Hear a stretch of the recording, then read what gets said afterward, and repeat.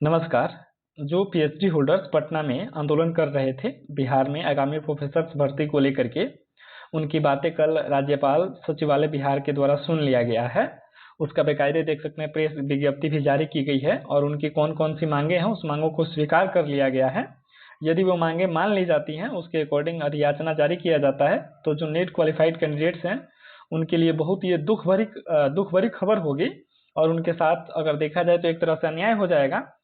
तो अब एक ही रास्ता बचता है कि जैसे ये लोग आंदोलन करके अपनी मांगों को रख पाए और उसे राज्यपाल के द्वारा या जो हायर एजुकेशन है उसके द्वारा मनवा लिए, उसी तरह से अब नेट क्वालिफाइड कैंडिडेट जो है ना, उनको भी आंदोलन करना होगा ताकि उनकी भी बातें मांगी जाए। अब जरा इस नोटिफिकेशन में हम देखेंगे कि कल के डेट में जो जारी किया गया उसमें ओवरऑल इनकी कौन कौन सी बातों को स्वीकार किया गया है, देखेंगे। यहाँ देखेंगे कि 2 घंटे की वार्ता हुई जिसमें कि अनशनकारी छात्रों ने अपना अनशन वापस लेने का आश्वासन दिया और आश्वासन में जो इन्होंने आवश्यक संशोधन करने के उपरांत ही 2026 के परिनियम के आधार पर सहायक प्राध्यापक की किसी भी प्रकार की नियमित अथवा संविदा बहाली की जाएगी, तब तक इस परिनियम को स्थगित किया जाता है। यानी कि अभी जो 2026 में प्रोफेसर के लिए रेगुलेशन आया था ना, उस रेगुलेशन को स्थगित किया गया।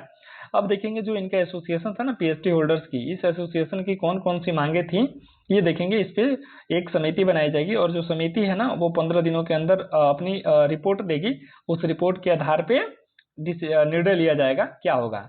अब यहाँ से देखेंगे कि समिति के द्वारा मुख्य तौर पर निम्नलिखित बिंदुओं पर विचार किया जाएगा। अब वो बिंदु कौन कौन से हैं? पहला क्या है, सहायक प्राध्यापक के लिए अधिकतम उम्र 55 वर्ष रखी जाए। ठीक है, ये अपनी एक बात तो मनवा लिए। दूसरी चीज है, सहायक प्राध्यापक बहाली के लिए लिखित परीक्षा ली जाए पर वह वस्तुनिष्ठ हो। ये अच्छी बात है, ये अच्छी खबर है। ग कह रहा है कि लिखित परीक्षा में जो उत्तीर्ण होते हैं उनकी एपीआई की गणना की जाएगी एवं लिखित परीक्षा के प्राप्तांक तथा एपीआई को जोड़कर समेकित मेरिट लिस्ट बनाई जाएगी, जिसके आधार पर अंतर्वीक्षा यानी इंटरव्यू के लिए आवश्यक निर्धारित संख्या में अभ्यर्थी बुलाए जाएंगे। अंतर्वीक्षा में टीचिंग डेमो भी रखा जाएगा। एपीआई की गणना के संबंध में निम्नलिखित मांगों पर विचार करने का आश्वासन दिया गया। और विचार क्या है, एपीआई की गणना में मैट्रिक और इंटरमीडिएट के प्राप्तांकों की गणना नहीं की जाएगी। ठीक है, चूंकि इनको पता है कि ये पुराने जनरेशन वाले हैं तो इनके मार्क्स अच्छे नहीं है, इसलिए इनको बाहर मतलब ये बाहर हो रहे थे, इसलिए अपनी बात ये मनवा लिए। दूसरा क्या है, नेट एवं जेआरएफ में अधिमानता को 11 तक रखा जा सकता है कि परंतु पीएचडी की अधिमानता को 30 से कम नहीं किया जाए। यही तो गलत है ना, 30 क्यों देना भाई? टेबल 3A के तहत ये तो 30 अपना मांग लिए। अगर ये 30 मान लेते हैं तो जो कहाँ 11 और कहाँ 30, और 11 और 30 का यदि हम डिफरेंस की बात कर लेते हैं तो लगभग ये आपका डिफरेंस हो जाता है 19 मार्क्स का। ठीक है, 19 मार्क्स का डिफरेंस तो बहुत होता है, असली कट ऑफ तो यही हो जाएगा। फिर जो भी कैंडिडेट्स नेट क्वालिफाइंग है वो मेरिट में कैसे आ पाएंगे? वो तो ऐसे ही बाहर हो गए। उसके बाद अगला क्या है, शोध प्रकाशन एवं अनुभव की गणना भी एपीआई के स्कोर में की जाएगी, परंतु शोध प्रकाशन एवं अनुभव को भली भांति परिभाषित किया जाएगा ताकि इसमें किसी भी प्रकार का संशय न रहे और इसका कोई गलत फायदा नहीं उठा सके। तब तो पुरानी वाली चीजें फिर आ गई। करप्शन तो यहीं से शुरू हुआ था ना 2020 के प्रोफेसर की बहाली में।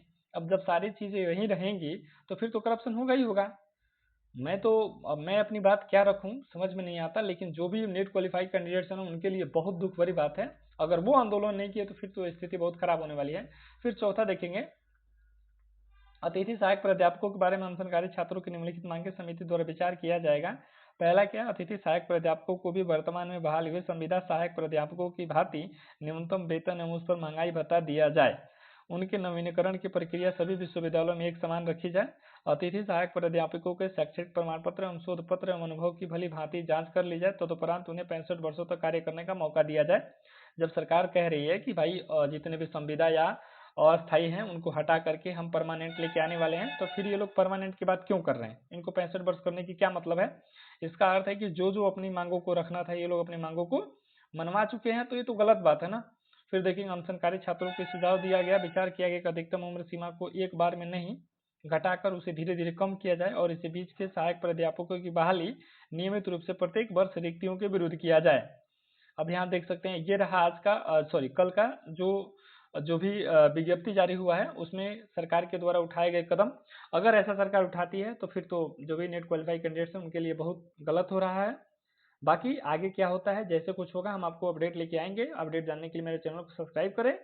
मिलेंगे फिर किसी इन्फॉर्मेटिव वीडियो के साथ, तब तक के लिए धन्यवाद।